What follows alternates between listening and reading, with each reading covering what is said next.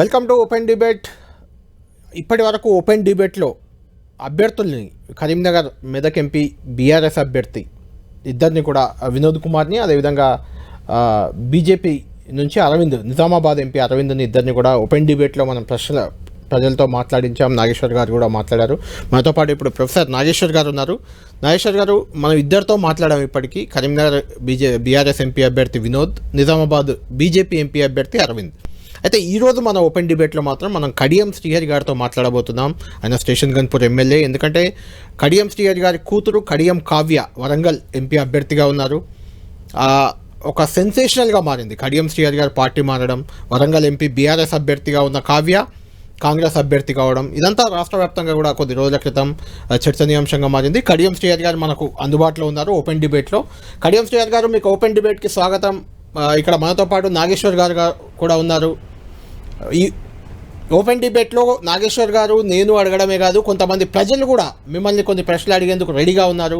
మీ నియోజకవర్గానికి చెందిన వాళ్ళతో కూడా మాట్లాడదాం. మ్యాక్సిమం రాజకీయాలకు అతీతంగా ఉన్న ప్రజల్ని మాత్రమే ఈ పొలిటికల్ డిబేట్లో క్వశ్చన్స్ అడిగే అవకాశం కల్పిస్తున్నాం. అలా కొంతమంది మనకు అందుబాటులో ఉన్నారు. కాసేపట్లో వాళ్ళతో కూడా మాట్లాడదాం. ముందు నాగేశ్వర్ గారితో మాట్లాడదాం. నాగేశ్వర్ గారు, కడియం శ్రీహరి గారు మనతో జాయిన్ అయ్యారు. శ్రీహరి గారు నమస్తే అండి.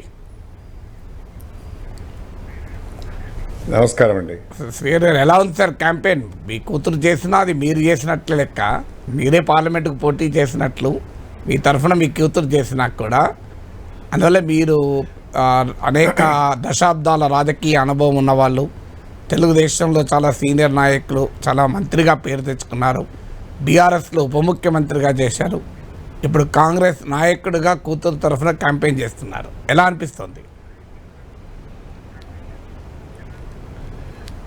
వరంగల్ పార్లమెంట్ నుండి డాక్టర్ కడియం కావ్య కాంగ్రెస్ పార్టీ అభ్యర్థిగా పోటీ చేస్తున్నారు. రిసౌండ్ వస్తుందండి, ఆపేద్దాం. అది లేకుంటే రిసౌండ్ వస్తుంది. సారీ అండి. వరంగల్ లోక్సభ నియోజకవర్గం నుండి డాక్టర్ కడియం కావ్య, ఇది సార్ ఒక్క నిమిషం sir please. Okay, Kadiyam Srihari గారిది కొంచెం టెక్నికల్ ఇష్యూ ఏదో ఉన్నట్టుంది. పీసీఆర్ అది మీరు సెట్ చేయండి. ఈలోపు నాగేశ్వర్ గారితో నేను మాట్లాడతాను. నాగేశ్వర్ గారు, అంటే మనం అనుకున్నాం ఇంతకుముందే రాష్ట్ర వ్యాప్తంగా కూడా కడియం శ్రీహరి, కేకే ఇద్దరు పార్టీ మారడం అనేది చాలా చర్చనీయాంశంగా మారింది. ఎందుకంటే కేకేకి కంటిన్యూగా రాజ్యసభ ఇచ్చారు, అయినా పార్టీ మారారని.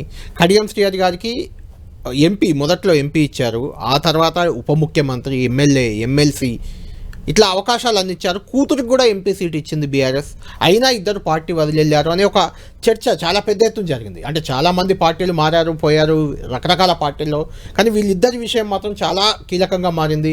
అంటే దానికి కారణం ఏమనుకోవచ్చు మనం, ఎందుకు అంత అయింది? కారణం ఏంటంటే బీఆర్ఎస్ ఊహించుండదు బహుశా. ఎందుకంటే కేశవరావు చాలా సీనియర్ నాయకుడు, వయసు రీత్యా కూడా చాలా పెద్దవారు. మీరు అన్నట్లు ఆయనకు, ఆయన కుటుంబ సభ్యులకు అన్ని రకాల గౌరవం బీఆర్ఎస్లో లభించింది అని మనం భావిస్తున్నాం. వాళ్ళు చెప్పాలి, పదవులైతే లభించిన మాట నిజం. సో పదవులు వేరు, గౌరవం వేరు అని ఇప్పుడు పోయిన వారు చెప్తున్నారు. పదవులు రావచ్చు, వాళ్ళ అవసరం వీళ్ళకు ఉండొచ్చు, వీళ్ళ అవసరం పార్టీ అవసరం, నాయకునికి ఉండొచ్చు, నాయకుని అవసరం పార్టీకి ఉండొచ్చు. అందువల్ల పదవులు రావచ్చు, బయట సమాజానికి పదవులు మాత్రమే కనబడతాయి. పదవులు ఇచ్చే క్రమంలో గౌరవం ఉండడం లేదు అనేది పెద్ద ఆరోపణ. అంటే నాగేశ్వర్ గారు, అధికారంలో ఉన్నన్ని రోజులు పదవులు ఉన్నాయి, గౌరవం ఉన్నట్టే ఉన్నారు వాళ్ళు. ప్రభుత్వం అధికారం కోల్పోయిన తర్వాత, బీఆర్ఎస్ అధికారం కోల్పోయాకే ఆ గౌరవం గుర్తొచ్చింది. అంతే కదా, మీకు మ్యూచువల్ అవసరాల కొరకు రాజకీయంగా అడ్జస్ట్ అయినంత కాలం అడ్జస్ట్ అవుతారు. అవును, ఎక్కడో కానా అది పర్సనల్ గ్రీవెన్సే కావచ్చు, పొలిటికల్ గ్రీవెన్సే కావచ్చు, రకరకాల అంశాలు బిల్డప్ అయి ఉంటాయి. ఆ బిల్డప్ అయినప్పుడు, అవకాశం ఉన్నప్పుడు అది వెంటిలేట్ అవుతుంది. సో ప్రెషర్ బిల్డప్ అవుతుంటుంది. మనం ఇప్పుడు సేఫ్ కుక్కరు ఇంట్లో మీరు బియ్యం రైస్ పెట్టండి, కుక్కర్ ప్రెషర్ బిల్డప్ అయి ఒక దగ్గర స్టేజ్ వచ్చాక విధులు వస్తాయి. కరెక్ట్. మొదట్లోనే విధులు ఎందుకు రాలే అని అన్నాం అనుకోండి, రాదు కదా. విధులు వచ్చేదానికి ఒక సమయం పడుతుంది. గారికి కూడా విధులు వచ్చే సమయం వచ్చింది కనుక విధులు వచ్చింది, విధులేశారు వీళ్ళు. కడియం గారు జైన్ గారు మాతో మాట్లాడండి. నాగేశ్వర్ గారు, శ్రీహరి గారు, ఏంటి ఎలా ఉంది క్యాంపెయిన్? మీరు ఇంతకుముందు అడిగిన ప్రశ్న అదే. తెలుగుదేశంలో చాలా సీనియర్ నాయకుడిగా, మంత్రిగా కూడా మంచి పేరు తెచ్చుకున్నారు. చంద్రబాబు నాయుడుకు అత్యంత సన్నిహితుడిగా కూడా పేరు, తెలంగాణ ప్రాంతం నుంచి ముఖ్యంగా. అలాగే బీఆర్ఎస్లో ఉప ముఖ్యమంత్రి అయ్యారు ఏకంగా. తర్వాత ఇప్పుడు కాంగ్రెస్ పార్టీ నాయకుడిగా మారారు. కూతురు తరఫున క్యాంపెయిన్ చేసినా అది మీకే ఓటు. నిజంగా చెప్పాలంటే the mandate for or against Kadiyam Srihari. ఎలా అనిపిస్తుంది క్యాంపెయిన్ అండి? వరంగల్ లోక్సభ నియోజకవర్గం నుండి డాక్టర్ కడియం కావ్య కాంగ్రెస్ పార్టీ అభ్యర్థిగా పోటీ చేస్తున్నారు. మేము గడిచిన 10 రోజులుగా ప్రచారంలో ఉన్నాం. నియోజకవర్గాల వారీగా కాంగ్రెస్ పార్టీ కార్యకర్తల విస్తృత స్థాయి సమావేశాలు నిర్వహిస్తున్నాం.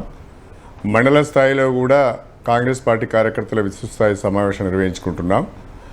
మా వరంగల్ పార్లమెంట్ నియోజకవర్గ పరిధిలోని శాసనసభ్యులము, ముఖ్య నాయకులము అందరం కూడా తరచుగా మాట్లాడుకొని ఎన్నికల ప్రచార కార్యక్రమాలను రూపొందించుకొని ముందుకు వెళ్తున్నాం. ఇప్పటి వరకు మా ఎన్నికల ప్రచారం బాగానే జరుగుతున్నది. 5 నియోజకవర్గాల పరిధిలో విస్తృత స్థాయి సమావేశాలు పూర్తి అయినాయి. ఇంకా వరంగల్ ఈస్టు స్టేషన్ గన్పూర్ నియోజకవర్గానికి సంబంధించిన విస్తృత స్థాయి సమావేశాలు పూర్తి కావాల్సిన అవసరం ఉన్నది. ఓవరాల్గా ప్రజల నుంచి యాక్సెప్టెన్స్ ఉన్నది. కాంగ్రెస్ పార్టీకి నాయకుల నుంచి, కార్యకర్తల నుంచి కూడా బై అండ్ లార్జ్ యాక్సెప్టెన్స్ ఉన్నది. అయితే కాంగ్రెస్ పార్టీ టికెట్ ఆశించి టికెట్ రాని వాళ్ళు ఇంకా కొంచెము సదురుకోవాల్సిన అవసరం ఉన్నది, కుదురుకోవాల్సిన అవసరం ఉన్నది. వాళ్ళతో కూడా మాట్లాడుతున్నాము. అది కూడా 1-2 రోజుల్లో పూర్తిగా సెటిల్ అవుతుంది. ఇప్పటి వరకు అయితే ఎక్కడ కూడా ఏ రకమైన ఇబ్బంది లేకుండా ప్రచార కార్యక్రమాన్ని ముందుకు తీసుకుపోతున్నాం. ప్రజల నుంచి కూడా సానుకూల స్పందన లభిస్తున్నది. శ్రీధర్ గారు, మీరు చాలా క్లియర్గా ప్రజల నుంచి యాక్సెప్టెన్స్, పార్టీ నుంచి యాక్సెప్టెన్స్ అని 2 విడివిడిగా చెప్పారు. ప్రజల నుంచి యాక్సెప్టెన్స్కి ఒక స్కోప్ ఉంది. మీకు ఉన్న రాజకీయ చరిత్ర, మీరు చేసినటువంటి కృషి, ఇదంతా. కానీ మీరు మొదటి నుంచి కూడా యాంటీ కాంగ్రెస్ పాలిటిక్స్లోనే ఉన్నారు నాకు తెలిసినంత వరకు. ఎప్పుడు కాంగ్రెస్తో లేరు. సో మొదటి నుంచి తెలుగుదేశంలో ఉన్నా, తర్వాత బీఆర్ఎస్లో ఉన్నా, యాంటీ కాంగ్రెస్ పాలిటిక్స్లో ఉన్నారు. అలాంటిది మీరు కాంగ్రెస్లో యాక్సెప్టబిలిటీ ఉంటుందా?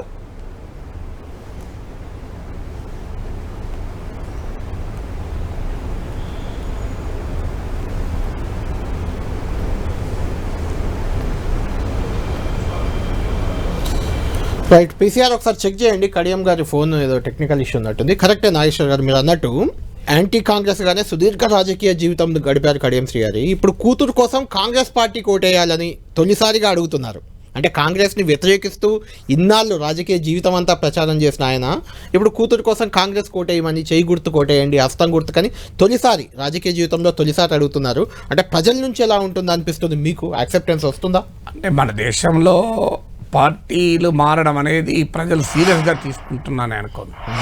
జీవితం అంతా కాంగ్రెస్లో కలిపిన హేమంత్ బిశ్వ శర్మ అస్సాం ముఖ్యమంత్రి కాదు బీజేపీ తరఫున.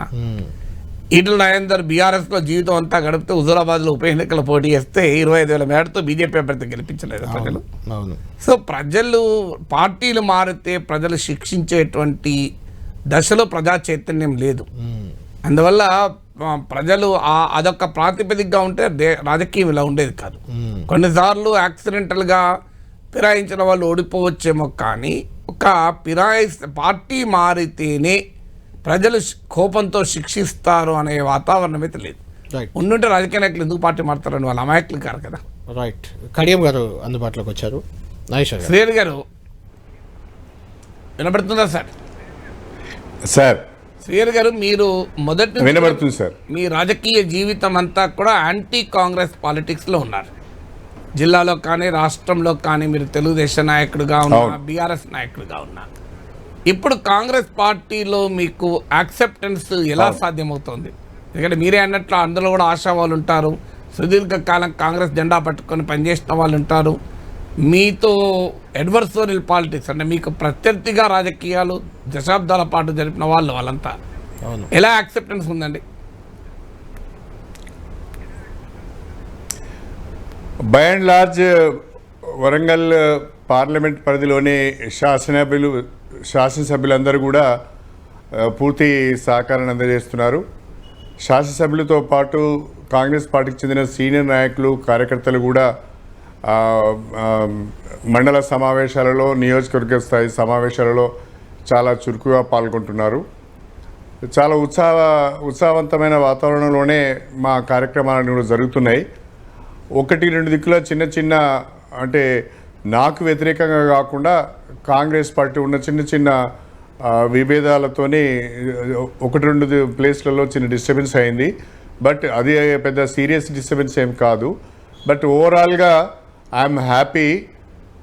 ఇక్కడున్న కాంగ్రెస్ పార్టీ శ్రేణులు కానీ కాంగ్రెస్ పార్టీ లీడర్స్ కానీ ఏఐసిసి నిర్ణయానికి కట్టుబడి డాక్టర్ కడియం కావ్య యొక్క అభ్యర్థిత్వాన్ని బలపరుస్తున్నారు. నాగేశ్వర్ గారు, మనం అంటే తర్వాత ఈరోజు కాంగ్రెస్ పార్టీలో ఉన్న చెప్పండి. ఈరోజు కాంగ్రెస్ పార్టీలో ఉన్న ఎమ్మెల్యేలతో కూడా నాకు చాలా సంవత్సరాల నుంచి పరిచయాలు ఉన్నాయి. నేను ఏ పార్టీలో ఉన్నా ఇతర పార్టీలో ఉన్న నాయకులతో కానీ శాసనసభ్యులతో కానీ ఎన్నడూ కూడా ఏ రకమైన శత్రుత్వం పెట్టుకోలేదు.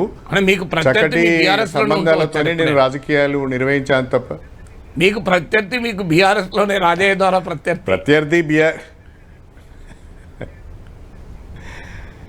రాజయ్య గారి ద్వారా రాజయ్య గారు ప్రత్యర్థి కావచ్చు. కానీ ఒక మాట ఏం చెప్పాలి అంటే 2014లో కానీ 2018లో కానీ బీఆర్ఎస్ రాజయ్య గారికి అవకాశం ఇచ్చింది. 2 సార్లు కూడా నేను రాజయ్య గారి గెలుపు కొరకు పనిచేశాను.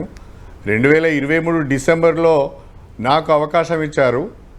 అప్పుడు రాజయ్య గారు కొంత అసంతృప్తితో ఉన్నారు. ఆ రోజు నుంచి ఆయన డిఫర్ అవుతూ వచ్చారు. ఎన్నికలలో కూడా సహకరించలేదు. ఆయన నియోజకవర్గ ప్రజలు కడియం శ్రీహరి గారు గెలిస్తే కొంత పని జరుగుతుంది, మన గ్రామాల అభివృద్ధి జరుగుతాయి, మన నియోజకవర్గం అభివృద్ధి అనే ఉద్దేశంతో నన్ను వాళ్ళు ఈ కాంగ్రెస్ అనుకూల గాలిలో కూడా నాకు వాళ్ళు ఓట్లేసి గెలిపించినందుకు ఆ నియోజకవర్గ ప్రజలకు ప్రత్యేకంగా నేను ధన్యవాదాలు తెలుపుకుంటున్నాను. కానీ ఒకటి, మీరు మారడము, కేశవరావు మారడము బీఆర్ఎస్ మాత్రం డైజెస్ట్ చేసుకోవడం లేదు, ఎవరు ఊహించలేదు. ఎందుకంటే మీరు బీఆర్ఎస్ శాసనసభాపక్ష నేత అవుతారనుకున్నారు. కాంగ్రెస్ ప్రభుత్వ తొలి బడ్జెట్పై కూడా బీఆర్ఎస్ తరఫున మాట్లాడారు. బీఆర్ఎస్ తరఫున ఈ కాంగ్రెస్ ప్రభుత్వం ఎక్కువ కాలం ఉండదు, పార్లమెంట్ ఎన్నికల తర్వాత మీరు అని మాట్లాడినట్టు కూడా వార్తల్లో వచ్చింది. చివరి క్షణంలో మీరు బీఆర్ఎస్ నుంచి వెళ్లాల్సిన అవసరం ఏం ఏర్పడి ఉండాలి? ఏదో ఒక స్ట్రాంగ్ రీజన్ ఉండి ఉండాలి కదా.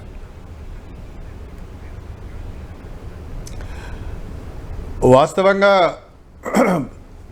నేను బీఆర్ఎస్ పార్టీలో కొనసాగుతున్న సందర్భంగా అసెంబ్లీ ఎన్నికలకు ముందు, అసెంబ్లీ ఎన్నికల తర్వాత ఒక రాజకీయ పార్టీకి నిర్మాణం అనేది చాలా ముఖ్యము.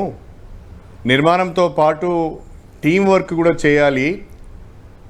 ఈ 2 కూడా బీఆర్ఎస్ పార్టీకి లేకపోవడం వల్ల మనం అసెంబ్లీ ఎన్నికలలో ఓడిపోయినాం.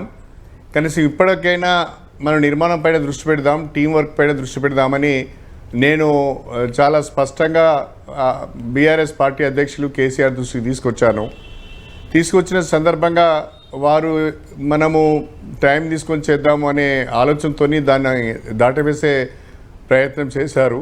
ఇంతలో లోకసభ ఎన్నికలు వచ్చాయి. లోకసభ ఎన్నికలలో ముందుగా మేమందరము అరూరి రమేష్ను వరంగల్ పార్లమెంటు నుంచి నిలబెట్టాలని ప్రయత్నం చేశాం. కేసీఆర్ గారికి కూడా అందరం కలిసి అరూరి రమేష్నే మేము ప్రతిపాదించాం. కానీ అరూరి రమేష్ ఎందుకో కానీ పోటీ చేయడానికి ముందుకు రాలేదు. బహుశా అంతకుముందే ఆయన బీజేపీతో మాట్లాడుకున్నాడేమో మాకు తెలియదు. తర్వాత పస్నూరు దయాకర్ గారి గురించి కూడా ఆలోచన వచ్చింది. అయితే కేసీఆర్ గారికి పస్నూరు దయాకర్ గారికి మళ్ళీ టికెట్ ఇవ్వడం అంత ఇష్టంగా లేకుండే. ఆ పరిస్థితులలో కడియం కావ్య గారిని నిలబెడదామని చెప్పి ప్రతిపాదించి వారు ప్రకటించడం కూడా జరిగింది. అయితే అభ్యర్థిని ప్రకటించిన తర్వాత కూడా నేను నాకుండే బలాలు, బలహీనతలు, ఇక్కడ పార్టీ యొక్క పరిస్థితి అవన్నీ కూడా వివరించి చెప్పాను. చాలామందికి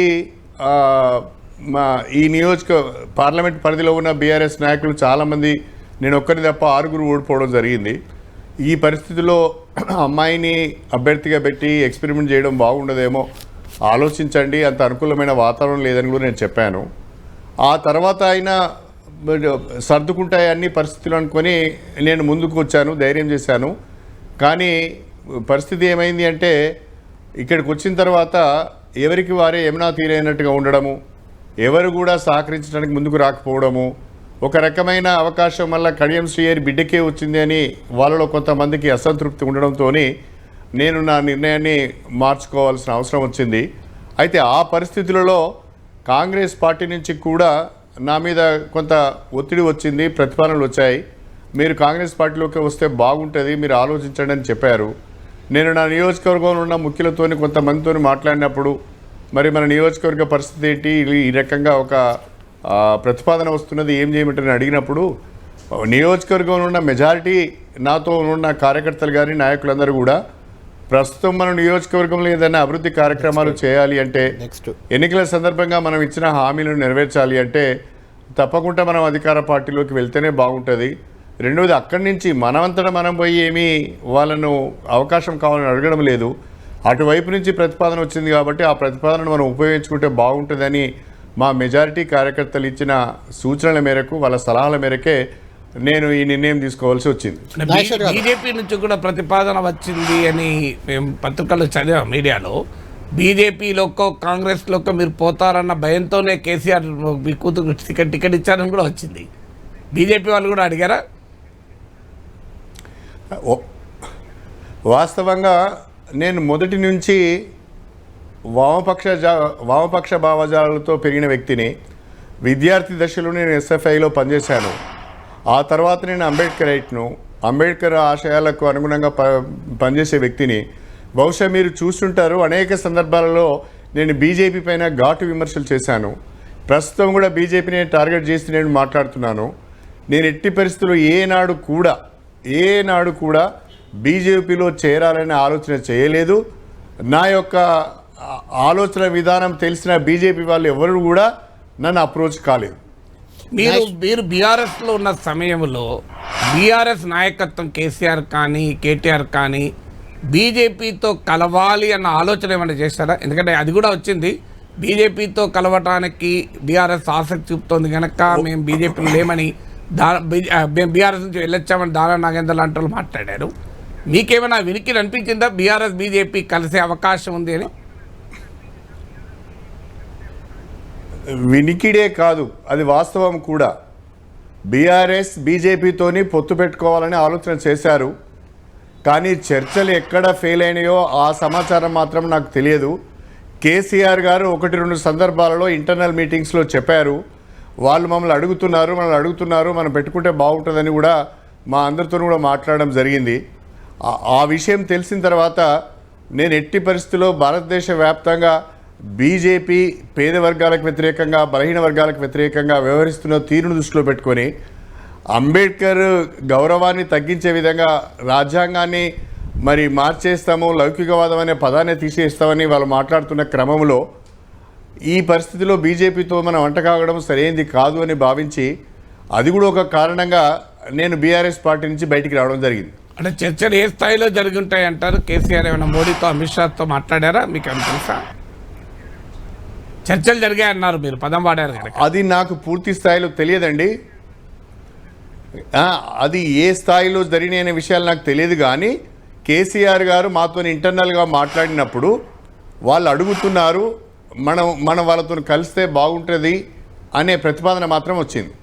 అంటే కేటీఆర్ గారు ఏమన్నాడంటే, ఒక ఇంటర్వ్యూలో నేను చూశాను, టీవీ ఇంటర్వ్యూలో, ఉదయం నాకు ఫోన్ చేశారు, నాన్నగారి ఆశీస్సులు తీసుకోవాలి నా కూతురుకు అంటే నేనే అరేంజ్ చేశాను మీటింగు, ఉదయాన్నే వెళ్ళి ఆశీస్సులు తీసుకున్నారు, సాయంత్రం మధ్యాహ్నానికి ఏం మనసు మారింది, మా పార్టీ ఏం మారిందని పార్టీ మారారు, శ్రీహరి గారు పార్టీ మారని ఆయన విజ్ఞతకే వదిలేస్తాను పెద్దవారు అంటూనే ఈ ఆరోపణ చేశారు మీపై.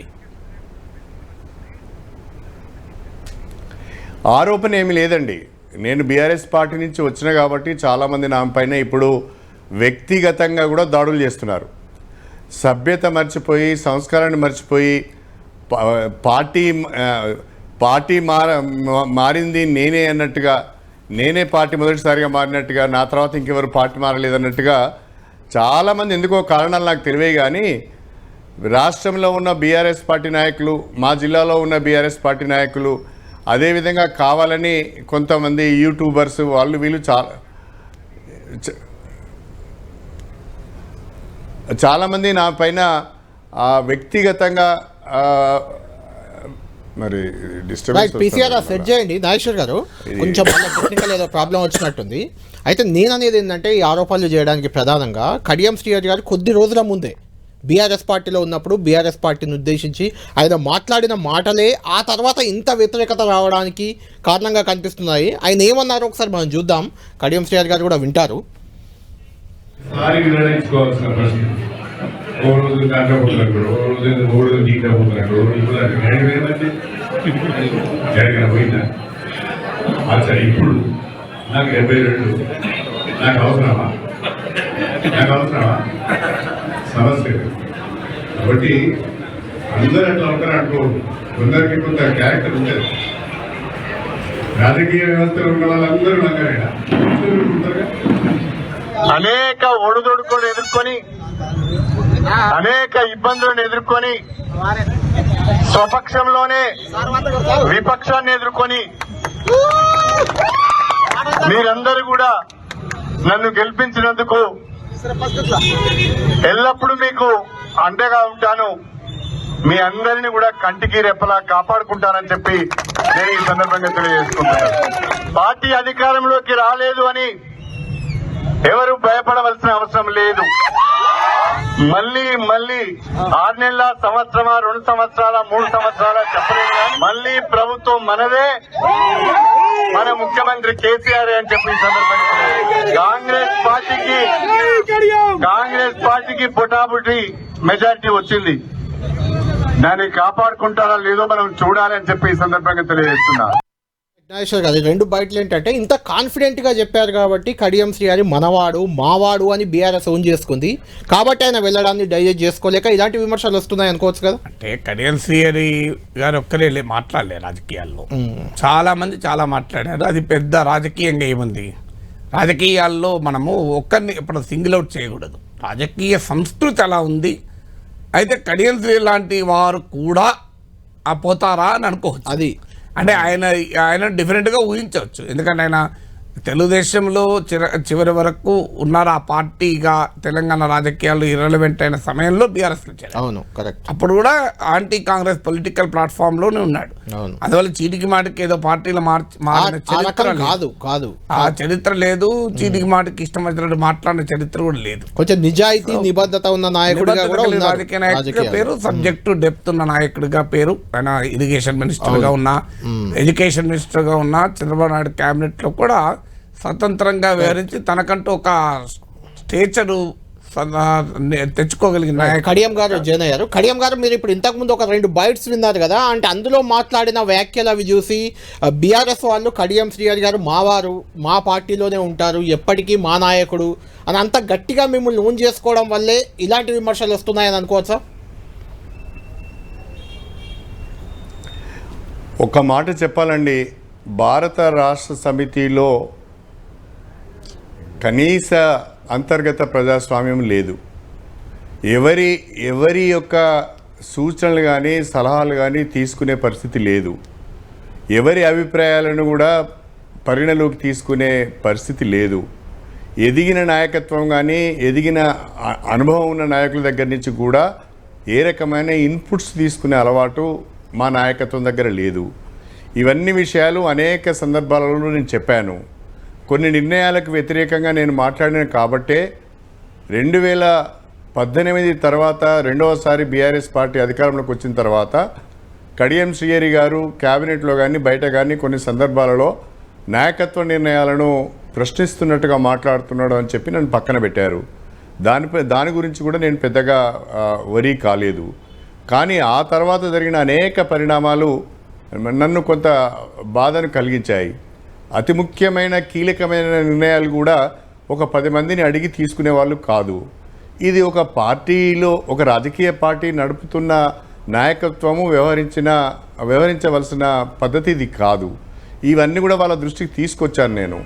కానీ నన్ను పెద్దగా వాళ్ళు పట్టించుకోలేదు. పైపెచ్చు పక్కన పెట్టే ప్రయత్నం చేశారు, ఇగ్నోర్ చేసే ప్రయత్నమే చేశారు. ఒక రాజకీయ పార్టీలో ఉన్నప్పుడు మనకి ఇష్టమున్నా లేకున్నా బయటికి మాట్లాడేటప్పుడు ఆ పార్టీని సమర్థిస్తూనే మాట్లాడవలసిన వాతావరణం ఉంటుంది. ఒక పార్టీలో ఉండి ఆ పార్టీకి వ్యతిరేకంగా ఆ పార్టీ లైన్కు భిన్నంగా మాట్లాడము సరైనది కాదని నా అభిప్రాయము. అందుకనే బీఆర్ఎస్ పార్టీలో ఉన్నప్పుడు బీఆర్ఎస్ పార్టీకి అనుకూలంగా కాంగ్రెస్ పార్టీకి వ్యతిరేకంగా మాట్లాడిన మాట వాస్తవం. కానీ ఇంటర్నల్గా మాత్రము నా అభిప్రాయాలను ముక్కుసూటిగా చెప్పిన మాట కూడా వాస్తవం. హరీష్ రావు గారికి, కేటీఆర్ గారికి అనేక సందర్భాల్లో నేను చెప్పాను, పార్టీ నడిపే విధానం ఇది కాదండి అని చెప్పాను. ప్రధానంగా మాయావతి గారిని ఎగ్జాంపుల్గా తీసుకొని మాట్లాడినప్పుడు కూడా మీరు ఫెయిల్యూర్ ఎక్స్పెరిమెంట్ను ఎగ్జాంపుల్గా తీసుకుంటున్నారు, మీరు సక్సెస్ మోడల్ను ఎగ్జాంపుల్గా తీసుకొని పార్టీ నడపాలి, కానీ ఫెయిల్యూర్ ఎక్స్పెరిమెంట్ను మోడల్గా తీసుకుంటున్నారు, ఇది మనకు నష్టం జరుగుతుందని చెప్పాను. అదే జరిగింది. కానీ శ్రీధర్ గారి సమస్య ఏంటంటే పక్కకు పెట్టారని మీరు అంటున్నారు. మీరు నిజమే, మీ క్యాబినెట్లో తీసుకోలేదు, కానీ మీరు ఎమ్మెల్సీ చేశారు, ఎమ్మెల్యేగా టికెట్ ఇచ్చారు, రాజయ్య నుంచి తీవ్రమైన పోటీ ఉన్నా కూడా మళ్ళీ మీ కూతురుని ఎంపీగా పెట్టారు. సో పక్కకు పెట్టితే ఇన్ని అవకాశాలు ఎందుకు ఇస్తాం అనేది బీఆర్ఎస్ వాళ్ళ వాదన. దాంతోపాటు అయితే క్యాబినెట్లో తీసుకోలేదు కనుక పక్కకు పెట్టాలని అనుకోవాలా, ఈ గుర్తింపు అంతా ఇచ్చారు కనుక పక్కకు పెట్టలేదని అనుకోవాలా? దాంతోపాటు సమస్య ఇక్కడ వస్తుందంటే పార్టీ నుంచి వెళుతున్న వారు మీలాంటి వాళ్ళు ఈ విషయాలన్నీ చాలా చెప్తున్నారు. ఈ కేసీఆర్ వైఖరి, పార్టీ నిర్మించే తీరు, నిర్వహించే తీరు, ఇది పబ్లిక్ డొమైన్లో ఉన్నాయి. మీరు చెప్పేమేమి కొత్త అంశాలు కాదు, పబ్లిక్ డొమైన్లో ఉన్నాయి. కానీ సమస్య ఎక్కడ వస్తుందంటే పార్టీ ఓడిపోయినాక, బీఆర్ఎస్కు అధికారం కోల్పోయాక మీరు ఈ సమయంలో ఇప్పుడు చెప్తున్నారు కదా అనేదే సమస్య. అంటే టీ బాగలేకపోతే కేఫ్లో టీ తాగాక టీ మొత్తం అయిపోయినాక కంప్లీట్ తాగి టీ బాగలేదు అని అంటే ఎట్లా యాక్సెప్ట్ చేస్తాం? ఏదో 2 సింపుల్ తర్వాత టీ టేస్ట్ లేదంటే వాడు ఇంకో టీ తెచ్చేస్తారు. టీ పూర్తిగా తాగినాక టీ బాగలేదు నేను పేమెంట్ చేయను అని అన్నట్టు ఉంటుంది కదా అనేది విమర్శ. వాస్తవమే మీరు చెప్పేది. కాకపోతే నేను ఇంతకుముందే చెప్పాను, ఒక పార్టీలో ఉన్నప్పుడు అంతర్గతంగా ఎన్ని విషయాలు మాట్లాడుకున్నా, అంతర్గతంగా ఎన్ని అభిప్రాయ భేదాలు ఉన్నా అవి బయటికి చెప్పడము వీలు కాదు. బయటికి మాట్లాడడం కూడా కరెక్ట్ కాదు. కాబట్టి బయటికి ఇప్పుడు వచ్చాం కాబట్టి వాస్తవంగా ఏం జరిగింది, ఉదాహరణ చిన్న ఎగ్జాంపుల్ చెప్తానండి మీకు నాగేశ్వర్ గారు. చెప్పండి. మా ఉమ్మడి వరంగల్ జిల్లాను 6 జిల్లాలు చేశారండి. ముక్కలు చేసి వదిలిపెట్టిల్లు మా వరంగల్ పట్టణాన్ని హనుమకొండ జిల్లా వేరే, వరంగల్ జిల్లా వేరే చేశారండి. భూపాల్పల్లి ఒక జిల్లా, ములుగు ఒక జిల్లా, జనగామ ఒక జిల్లా, మహబూబాద్ ఒక జిల్లా. ఎవరు కోరుకున్నది కాదండి ఇది. మా పరిస్థితి ఏంటంటే కాకతీయ వారసత్వం అంతా కూడా, కాకతీయ హెరిటేజ్ అంతా కూడా ముక్కలు అయిపోయిందండి. ఈ విషయంలో నేను చాలా స్ట్రాంగ్గా మా ఎమ్మెల్యేలు అందరి ముందట కూడా చాలా సీరియస్ ఆర్గ్యుమెంట్ చేశానండి.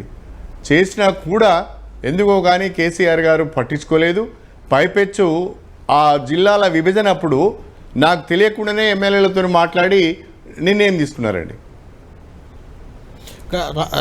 కడియం గారు, అంటే కాకతీయ అంటే గుర్తొచ్చింది. కాకతీయ జిల్లాను మొత్తం డివైడ్ చేశారని చాలా ఆవేదన వ్యక్తం చేస్తున్నారు. కాకతీయ కళాతోరణాన్ని కూడా తొలగిస్తామని కాంగ్రెస్ ప్రకటించింది అధికారిక చిహ్నం నుంచి. ఇప్పుడు మీరు కాంగ్రెస్ పార్టీలో అధికార పార్టీలో ఉన్నారు, దానికి ఒప్పుకుంటారా మీరు? ఎట్టి పరిస్థితిలో ఒప్పుకోనండి. 100కు 100% ప్రభుత్వంతో మాట్లాడి, ముఖ్యమంత్రి గారితో కూడా మాట్లాడి, మా కాకతీయ కళాతోరణం, మా కళా వైభవం ప్రభుత్వం యొక్క ఎంఎల్ఎంలో ఉండే విధంగా మా జిల్లాకు సంబంధించిన ఎమ్మెల్యేలందరితో కలిసి మేము ప్రయత్నం చేస్తామండి. నాగేశ్వర్ గారు, కాకతీయ కళాతోరణానికి సంబంధించి అంటే మీరు చేరారు, ఇంకా మీ ఉమ్మడి వరంగల్ జిల్లాలో మీరు చాలా సుదీర్ఘకాల నాయకత్వంలో ఉన్నవాళ్ళు, అన్ని పార్టీలతో సంబంధాలు ఉన్నాయి. మరికొంతమంది బీఆర్ఎస్ నేతలు ఏమైనా మీరు తీసుకెళ్లే అవకాశం ఉందా? ఎందుకంటే మీతో పాటు తెలుగుదేశంలో పనిచేసిన నేతలు ఉన్నారు. సో అందువల్ల ఇంకా ఏమైనా వికెట్లు పడిపోతాయా బీఆర్ఎస్ నుంచి? ఉమ్మడి వరంగల్ జిల్లాలోనైతే వరంగల్ పార్లమెంట్ పరిధిలో కానీ, మహబూబాద్ పార్లమెంట్ పరిధిలో కానీ చాలామంది బీఆర్ఎస్ పార్టీ నాయకులు, ద్వితీయ శ్రేణి నాయకులు అందరూ కూడా కాంగ్రెస్ పార్టీలో చేరారు. నాతోనే మా నియోజకవర్గం నుంచి దాదాపు 70% బీఆర్ఎస్ క్యాడర్ నాతో వచ్చింది. జెడ్పీటీసీలు, ఎంపీపీలు, సర్పంచులు, ఎంపీటీసీలు చాలామంది చేరారు. ప్రస్తుతము పదవులున్న వాళ్ళు వస్తారా రారా అనేది నేను చెప్పలేనండి. వాళ్ళ నిర్ణయం వాళ్ళకు ఉంటుంది. నేను వాళ్ళను ప్రభావితము చేయలేను. అంటే ఎర్రబెల్లి దయాకర్ రావు ఆల్రెడీ ప్రయత్నాలు చేస్తున్నాడు, చేడుతా అంటున్నాడు, తీసుకోవట్లేదు అని మీరు ఈ మధ్య ఎక్కడో మాట్లాడారు. ఆ ప్రయత్నాలు నిజమేనా? అది నేను విన్నానండి, ఆయన కూడా అప్రోచ్ అయ్యారని. ఈ మధ్యన ఫోన్ ట్యాపింగ్ కేసు కూడా ప్రతిరోజు పత్రికలలో మీడియాలో వస్తున్నది. అవును, దానికి సంబంధించి ఆయన కొన్ని ఆరోపణలు ఎదుర్కొంటున్నారు. ఆ క్రమంలో నేను కూడా నన్ను ఎందుకు ఇబ్బంది పెడతారు, నేను కూడా చేస్తా అన్నట్టుగా తెలిసిందండి. అంటే చూడాలి ఏం వాషింగ్ జరుగుతుందో. మిషన్ అయిపోతుంది.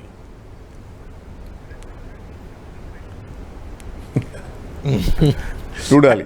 ఎందుకంటే బీజేపీకి ఆ పేరుంది, కేసులుంటే వాషింగ్ మిషన్లో పడతారు. ఇక్కడ రాష్ట్ర స్థాయి వాషింగ్ మిషన్గా కాంగ్రెస్ మారుతుందా? అంటే టెలిఫోన్ ట్యాపింగ్ ఆధారంగా చేసుకొని మరికొంతమంది బీఆర్ఎస్ నేతల్ని కాంగ్రెస్ లాగేస్తుందా? అదొకటే కాదండి, జనరల్గా కూడా బీఆర్ఎస్ పార్టీలో ఇమడలేని వాళ్ళు, నాయకత్వం యొక్క ఆలోచన విధానం నచ్చిన వాళ్ళు చాలామంది వచ్చే అవకాశం ఉన్నది అని తెలుస్తున్నది. చూడాలి మరి ఏం జరుగుతుంది అని. కడియం గారు, మీతో మాట్లాడడానికి కొంతమంది ప్రజలు కూడా అక్కడ మనకు అందుబాటులో ఉన్నారు. వరంగల్ నుంచి మీతో కాసేపట్లో వాళ్ళు జస్ట్ స్ట్రైట్ క్వశ్చన్ వేస్తారు మీకు. వాళ్ళకున్న అనుమానాలు కానీ, వాళ్ళు మిమ్మల్ని అడగాలనుకున్న అంశాలు కానీ, నియోజకవర్గానికి సంబంధించిన ఇష్యూస్ కానీ, వాటి గురించి మీతో మాట్లాడతారు. ఒక ఓపెన్ డిబేట్లో భాగంగా కడియం శ్రీహరి, స్టేషన్ గన్పూర్ ఎమ్మెల్యే, ఆయన కుమార్తె కడియం కావ్య వరంగల్ ఎంపీగా కాంగ్రెస్ పార్టీ నుంచి పోటీ చేస్తున్నారు. వారిని క్వశ్చన్స్ అడిగేందుకు నాగేశ్వర్ గారు కొంతమంది వరంగల్లోనే కొంతమంది ప్రజలు నాన్ పొలిటికల్, ఏ పార్టీకి సంబంధం లేని కొంతమంది ఉన్నారు. అంటే వారు కడియం శ్రీహరి గారిని, కడియం గారు మిమ్మల్ని కావచ్చు, లేదంటే కావ్య గారిని కావచ్చు, నియోజకవర్గానికి సంబంధించి కావచ్చు, వాళ్ళు అడగాలనుకున్న క్వశ్చన్ స్ట్రైట్గా అడుగుతారు, మీరు సమాధానం ఇవ్వచ్చు. కేకే వాళ్ళతో మాట్లాడించండి, అక్కడ ఉన్న ప్రజలతో ఎవరితో అయినా మాట్లాడించండి.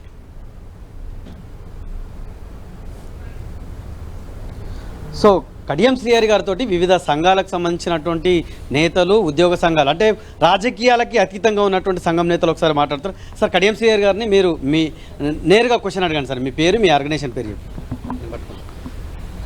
సార్, కడియం శ్రీహరి గారు, మీకు గుడ్ ఈవినింగ్ సార్. నా పేరు శ్రీహరి, మేము insurance corporation employees union Warangal division అధ్యక్షుడిని. సార్, మీరు వామపక్ష భావజాలం ఉన్న వ్యక్తిగా, అంబేద్కరిస్టుగా, ఎన్నో రాజ్యాంగ పదవులను అత్యంత అలవోకగా నిర్వహించినటువంటి మహామేధావిగా, ఎందరో భావి భారత పౌరులను తీర్చిదిద్దినటువంటి ఒక ప్రబోధకులుగా మీకు మంచి పేరు ఉంది. ప్రస్తుతం ఉన్న ఈ సమాజంలో జరుగుతున్నటువంటి రాజకీయ నాయకులలో ఏ విధమైనటువంటి ఎథిక్స్ ఉన్నాయి, అదేవిధంగా మోరల్ వాల్యూస్ పాటిస్తున్నారా? అదేవిధంగా ఇప్పుడు మీరు జాతీయ పార్టీకి ప్రాతినిధ్యం వహిస్తున్న సందర్భంగా మేము పబ్లిక్ సెక్టర్ ఉద్యోగుల సంఘం తరపున మిమ్మల్ని ఒక్కరినే అప్పీల్ చేస్తూ ఉన్నాము. భారతీయ ప్రధానమంత్రిగా ఉన్నటువంటి జవహర్లాల్ నెహ్రూ గారు, అంబేద్కర్ గారు ప్రభుత్వ రంగ సంస్థలను ఇప్పుడున్న ప్రస్తుత ప్రభుత్వం నిర్వీర్యం చేస్తూ ఉంది. మీ తరఫున ప్రభుత్వ రంగ సంస్థలను ఏ విధంగా బలోపేతం చేయడానికి మీ వంతు ఏ విధమైనటువంటి కృషి చేస్తారని మా ఎల్ఐసి ఉద్యోగుల తరఫున మిమ్మల్ని అడుగుతున్నాను సార్. రైట్, మీరు చెప్పండి, మీ పేరు చెప్పండి, మీ ఆర్గనైజేషన్ పేరు. Direct question. నా పేరు రాజేష్ నాయక్, ఉస్మానియా యూనివర్సిటీ పరిషత్. ఈ ప్రశ్నకు నేను సమాధానం చెప్తాను. శ్రీహరి గారికి నేను సూటిగా ఒక 2 క్వశ్చన్లు అడగదలుచుకున్నాను. నాడు బీఆర్ఎస్ పార్టీలో ఉండి ప్రశ్నించిన శ్రీహరి గారు విద్యార్థులకు చెప్పండి. శ్రీహరి గారు చెప్పండి, మీరు చెప్పాక మళ్ళీ అడుగుదాం. ఎల్ఐసి ఎంప్లాయీ శ్రీహరి గారు చాలా చాలా అతి ముఖ్యమైన విషయాన్ని లేవనెత్తారు. ఇవాళ భారతదేశంలో నరేంద్ర మోడీ గారు బీజేపీ ప్రభుత్వం అధికారంలోకి వచ్చిన తర్వాత సంవత్సరానికి 2 కోట్ల ఉద్యోగాలు కొత్తగా ఏర్పాటు చేస్తామని చెప్పారు. 10 సంవత్సరాలైంది, 20 కోట్ల ఉద్యోగాలు ఇవ్వాలి. 20 కోట్ల ఉద్యోగాలు కదా, 20 లక్షల ఉద్యోగాలు కూడా ఇవ్వలేదు. పైపెచ్చు ప్రభుత్వ రంగ సంస్థలన్నిటిని కూడా అమ్మివేస్తూ, ప్రభుత్వ రంగ సంస్థలన్నిటిని కూడా ప్రైవేటైజ్ చేస్తూ, డిస్ఇన్వెస్ట్మెంట్ పేరిట లాభాలు ఆర్జిస్తున్న నవరత్నాలను కూడా అమ్మే ప్రయత్నం చేస్తూ, ఎయిర్పోర్ట్స్ను కానీ, రైల్వేస్ను కానీ, ఆ మాటకొస్తే ఎల్ఐసి లాంటి అతిపెద్ద సంస్థను కూడా ప్రైవేటైజ్ చేయడానికి బీజేపీ వాళ్ళు సాహసం చేస్తున్నారంటే దొడ్డిదారిన రిజర్వేషన్లను ఎత్తివేసే కుట్ర జరుగుతున్నది. ప్రభుత్వ రంగ సంస్థలలో మాత్రమే ఎస్సీ ఎస్టీ బీసీ రిజర్వేషన్స్ అమలవుతున్నాయి. ఈ ప్రభుత్వ రంగ సంస్థలన్నీ కనుక మూతపడితే ఈ వర్గాలకు సంబంధించిన వాళ్లకు ఉపాధి అవకాశాలు, ఉద్యోగ అవకాశాలు లేకుండా పోతాయి. దీన్ని తీవ్రంగా వ్యతిరేకించవలసిన అవసరం ఉన్నది. కాంగ్రెస్ పార్టీ ప్రధానంగా ఈ ప్రైవేటైజేషన్కు వ్యతిరేకంగా కూడా నిర్ణయం తీసుకున్నది కాబట్టి ఆ నిర్ణయాన్ని స్వాగతిస్తూ భారతీయ జనతా పార్టీ డిస్ఇన్వెస్ట్మెంట్ ప్రోగ్రామ్కు వ్యతిరేకంగా నా ప్రయత్నం ఉంటుంది. ప్రభుత్వ రంగ సంస్థలను కాపాడుకునే దాంట్లో కార్మికులతో కలిసి నేను కూడా ప్రయత్నం చేస్తాను. Right KK, next question. Sir మీరు చెప్పండి మీ క్వశ్చన్. నిరుద్యోగ వృత్తి 4,000 రూపాయలు ఇస్తారన్న కాంగ్రెస్ ప్రభుత్వాన్ని నాడు ప్రశ్నించిన కడియం శ్రీహరి గారు దీని మీద ఎటువంటి స్పందిస్తారు? అదేవిధంగా ఫిబ్రవరి 1 వస్తే జాబ్ క్యాలెండర్ రిలీజ్ చేస్తామన్న కాంగ్రెస్ ప్రభుత్వాన్ని ఏ విధంగా సమర్థిస్తారు? అదేవిధంగా గతంలో నిర్వహించిన ఎగ్జామ్లకు 30,000 నియామక పత్రాలను ఈ ప్రభుత్వం ఇచ్చింది. ఆ నియామక పత్రాలు నిజమేనా అని ఈ కడియం శ్రీహరి గారు దీన్ని స్పందిస్తారా? దీని గురించి అతను ఆన్సర్ అడగదలుచుకున్నాం విద్యార్థి. కడియం గారు, ఉద్యోగ నియామకాలకు సంబంధించి ప్రధానంగా కాంగ్రెస్ పార్టీ సంవత్సరం లోపట 2 లక్షల ఉద్యోగాలకు సంబంధించిన నోటిఫికేషన్స్ కానీ జాబ్ క్యాలెండర్ కానీ విడుదల చేస్తామని చెప్పారు. నేను మీకు బ్రదర్ 100% అష్యూరెన్స్ ఇస్తున్నాను. తప్పకుండా లోక్సభ ఎన్నికలు కాగానే కాంగ్రెస్ పార్టీ జాబ్ క్యాలెండర్ ప్రకటించబోతున్నది. తప్పకుండా నిరుద్యోగులందరికీ శుభవార్త రాబోతున్నది. రెండవది, నిరుద్యోగ భృతికి సంబంధించినంత వరకు అది కాంగ్రెస్ ప్రభుత్వ పరిశీలనలో ఉన్నది, కాంగ్రెస్ పార్టీ పరిశీలనలో ఉన్నది. తప్పకుండా దాన్ని కూడా వచ్చే 1-2 సంవత్సరాల్లో అమలు చేస్తారని నేను నమ్ముతున్నాను. ఇప్పటి వరకు ఉద్యోగ నియామక పత్రాలు ఇచ్చినవన్నీ కూడా ఎంపికైన వారికే ఉద్యోగ పత్రాలు ఇచ్చారు. వాళ్ళు హాయిగా ఉద్యోగాలలో చేరవచ్చు. ఏ రకమైన ఇబ్బంది ఉండదు. దాన్ని 100% ప్రభుత్వం యొక్క ఉత్తర్వులను మీరు నమ్మవలసిందే నేను కోరుతున్నాను. అంటే కడియం గారు, ఆయన అడిగింది ఏంటంటే ఆ నియామక పత్రాలు ఇచ్చింది బీఆర్ఎస్ ప్రభుత్వం గతంలో నిర్వహించిన పరీక్షలకు, ఆ 30,000ను కూడా ఈ 2 లక్షల ఉద్యోగాల కోటాలో కలుపుకోవడం కరెక్టేనా అనేది వాళ్ళ ఉద్దేశం. అంటే వాస్తవంగా గత ప్రభుత్వం ఇచ్చిన నోటిఫికేషన్ ప్రాసెస్ అంతా జరుగుతున్న క్రమంలో ప్రాసెస్ను పూర్తి చేసి ఉద్యోగ నియామకాలు ఇచ్చారు. నేను అనుకుంటున్నాను అవి కాకనే అదనంగా 2 లక్షల ఉద్యోగాలకు జాబ్ క్యాలెండర్ ప్రకటిస్తారని నేను ఆశిస్తున్నాను. Right, okay. నాగేశ్వర్ గారు, ఉద్యోగాలకు సంబంధించి ప్రధానంగా అంటే ఉద్యోగాల విషయంలో అంటే ప్రభుత్వం ముందు ఇప్పుడు వచ్చే అధికారంలోకి వచ్చి 1-2 months అయింది కనుక మనము నిలదీసేటువంటి అవకాశం లేదు. కానీ శ్రీహరి గారు, మీరు బీఆర్ఎస్లో చాలా సీనియర్ నాయకులుగా ఉన్నారు. బీఆర్ఎస్ ఓటమికి ప్రధానమైనటువంటి కారణంగా ఉన్నది అన్ఎంప్లాయిడ్ యూత్. ఎంప్లాయ్మెంట్ పర్సెప్షన్లు మాత్రం బీఆర్ఎస్ చాలాసార్లు చెప్పింది మేము 140,000 ఇచ్చాము, ఇన్ని ఇచ్చామని. కానీ ప్రజలు నమ్మలేదు. ప్రజలు మాత్రం ఆశించిన స్థాయిలో ఇవ్వలేదని భావించారు. ఇప్పుడు మీరు బీఆర్ఎస్లో లేరు. బీఆర్ఎస్ ప్రభుత్వం ఉద్యోగాలు ఇచ్చిందని మీరు భావిస్తున్నారా, ఇవ్వలేదని భావిస్తున్నారా?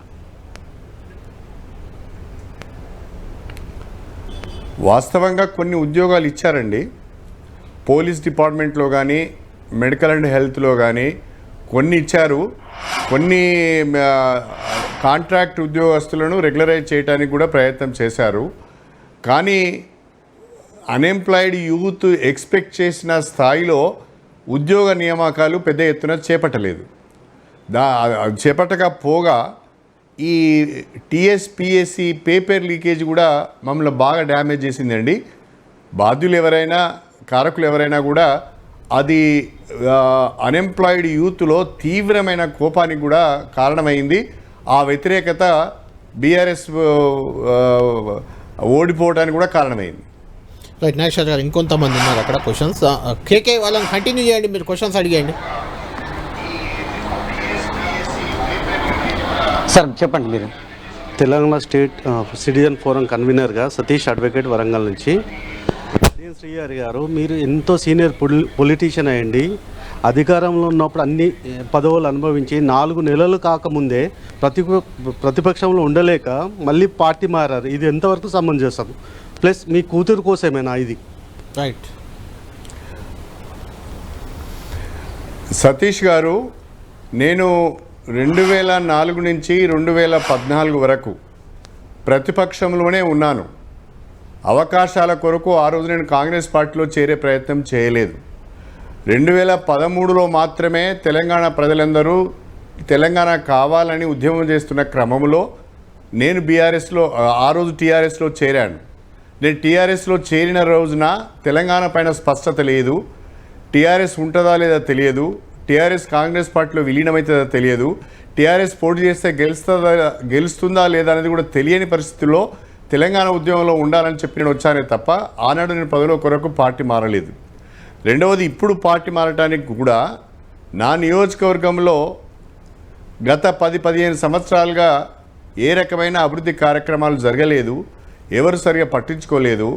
దేవాదుల ప్రాజెక్టు ద్వారా ప్రతి గ్రామానికి, ప్రతి ఎకరానికి సాగునీరు అందించే అవకాశం ఉన్నా కూడా అక్కడ ఉన్న శాసనసభ్యులు దాన్ని పట్టించుకోకపోవడం వలన కొంత నష్టం జరిగింది.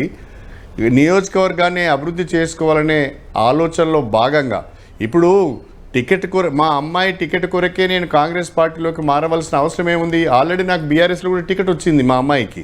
కాబట్టి టికెట్ కొరకు మారడం కాకుండా ఒకటేమో దేశవ్యాప్తంగా భారతీయ జనతా పార్టీ దూకుడు కటకట వేయాలని, భారతీయ జనతా పార్టీ రాజ్యాంగ వ్యవస్థలను, ప్రజాస్వామ్య వ్యవస్థలన్నింటినీ గుప్పిట్లో పెట్టుకొని డాక్టర్ బిఆర్ అంబేద్కర్ గారు రచించిన రాజ్యాంగాన్ని మార్చేస్తాం, రిజర్వేషన్లను ఎత్తివేస్తామంటున్న క్రమంలో ఆ బీజేపీని దేశవ్యాప్తంగా అడ్డుకునే శక్తి ఒక కాంగ్రెస్ పార్టీకి మాత్రమే ఉన్నదని భావించి, రెండవది నియోజకవర్గ అభివృద్ధి కూడా అధికార పార్టీతోనే ఇప్పుడున్న పరిస్థితిలో సాధ్యమవుతుందని భావించి మాత్రమే నేను పార్టీ మారాను తప్ప మరొక కారణం లేదు. రైట్. కేకే కంటిన్యూ చేయండి. సార్ మీరు చెప్పండి. గుడ్ ఈవినింగ్ అండి శ్రీహరి గారు. మీరు ఎంతో అనుభవం కలిగినటువంటి రాజకీయ నాయకుడిగా వరంగల్ వివక్షతకు గురి అయి కోచ్ ఫ్యాక్టరీ మీద 3 దశాబ్దాలుగా 2-3 సార్లు వచ్చినట్టే వచ్చి మొన్న దాన్ని బీజేపీ తిరస్కరించడంలో కానీ, అలాగే కాజీపేట్ డివిజన్ రావడం కోసం రాజశేఖర రెడ్డి గారు యునానిమస్గా అసెంబ్లీలో తీర్మానం చేసి పంపించడం జరిగింది. ఇవన్నీ ఎలక్షన్లు వచ్చినప్పుడు మాత్రమే మాట్లాడుతున్నారు తప్ప కలలుగానే మిగిలిపోయినాయి. వరంగల్ ప్రజల ఆకాంక్ష ఈరోజు కూడా తీరలేదు.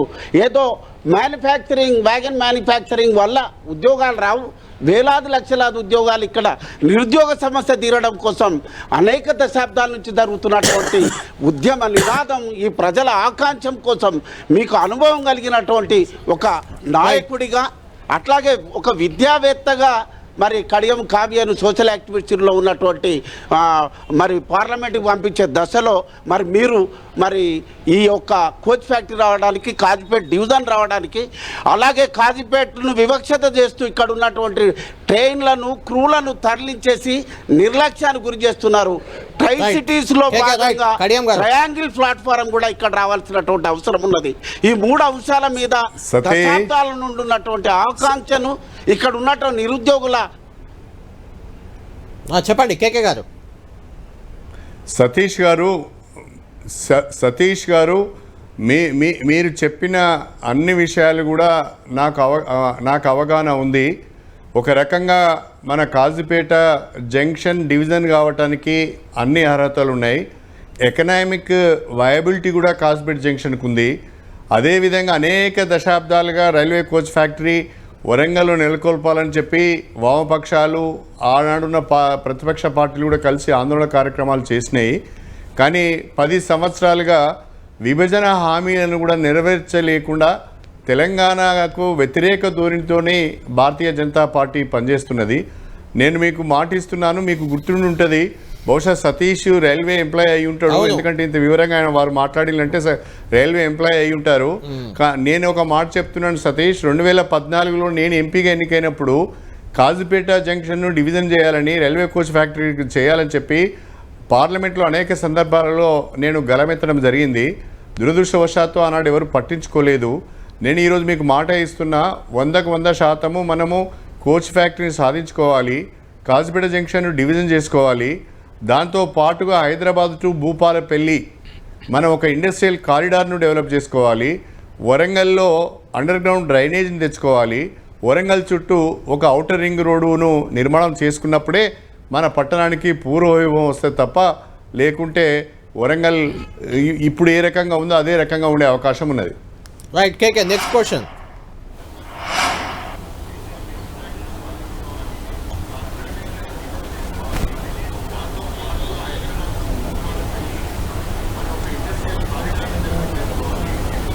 రైట్ పిసిఆర్ కేకేది కనెక్ట్ చేయండి.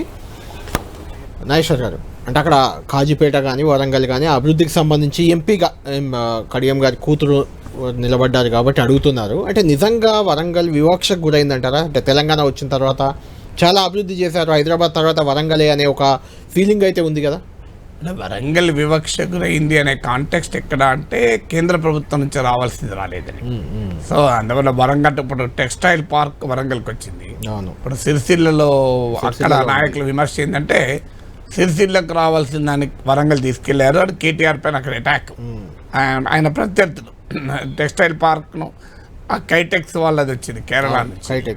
సో అందువల్ల రాజకీయాల్లో వివక్ష అనే యాంగిల్ ఎక్కడికి వస్తుంది అంటే కోచ్ ఫ్యాక్టరీ రాలేదు కనుక, కోచ్ ఫ్యాక్టరీ రాలేదు అనేటువంటి యాంగిల్తో వస్తున్నటువంటి. అలాగే వరంగల్ ఎయిర్పోర్ట్ ఉంది, చాలా కాలంగా అది అలాగే పెండింగ్లో ఉన్నది. సో అందువల్ల వరంగల్కు ఇంకా ఎక్కువ అవకాశాలు అయితే ఉన్నమాట నిజం. ఎందుకంటే తెలంగాణలో ఇది మేజర్ ప్లేస్, హిస్టారికల్గా కూడా హెరిటేజ్ ఉన్నటువంటి ప్లేస్. మీకు అక్కడ టూరిజానికి కూడా బ్రహ్మాండమైన మీకు అడ్వెంచర్ టూరిజము, ట్రెక్కింగ్ ప్లేసెస్ ఉన్నాయి, ఆర్కియలాజికల్ టూరిజం. ఇప్పుడు పాండవుల గుట్టను ఇటీవల గుర్తించారు, చాలా ప్రాధాన్యత కలిగినటువంటి ప్లేస్గా. అన్ఫార్చునేట్లీ ఎంతమంది తెలుసు పాండవుల గుట్ట ఉన్నదని కూడా. అందువల్ల పొటెన్షియల్ చాలా ఎక్కువగా ఉంది మనకు ఆ పొటెన్షియల్ను మనము రీచ్ కావటానికి. మీకు ఇప్పుడు ఉదాహరణకు హైదరాబాద్ వరంగల్ పోతుంటే కొననపాక ఉంది, పెద్ద జైన క్షేత్రం. ఆఖరికి మారీచుడు రామబాణం తగిలి పడిపోయిన జీడికలు కూడా ఉంది. అసలు అది ఉన్నదని కూడా చాలా మంది తెలియదు. సో అందువల్ల ఇట్లా పొటెన్షియల్ అనేది చాలా ఎక్కువగా ఉన్నమాట నిజం. రైట్ కేకే, కంటిన్యూ చేయండి మీరు. సూటిగా అడగండి సార్. సార్ తెలంగాణ ఉద్యమం చెప్పండి. నా పేరు జనార్దన్, దారం జనార్దన్. తెలంగాణ జాక్ నాయకుడిగా తెలంగాణ ఉద్యోగుల సంఘం ప్రెసిడెంట్గా పనిచేశాను. రాజకీయ నాయకులు ఈ దేశంలో పార్టీలు మారటం సర్వసాధారణమైన విషయమే. అందులో భాగంగానే మీరు కూడా మారండి. తెలివైన ఒక రాజకీయ నాయకుడిగా మీరు దేశంలో మోడీ ప్రభంజనం ప్రబలంగా ఉన్న ఈ స్థితిలో మీ కూతుర్ని కాంగ్రెస్లో చేర్పించారు. అది పార్లమెంట్ ఎన్నికలు. దేశంలో ప్రజలు ఏమనుకుంటున్నారంటే లోకల్గా ఏ గవర్నమెంట్ అని ఉండని దేశంలో సెంట్రల్లో బీజేపీ గవర్నమెంట్ ఉండాలనే ఒక అభిప్రాయం కనిపిస్తుంది ప్రజల్లో. ఆ స్థితిలో మీ కూతుర్ని కాంగ్రెస్లో గెలిపించుకోవడానికి ఏ రకమైన చర్యలు తీసుకుంటారు?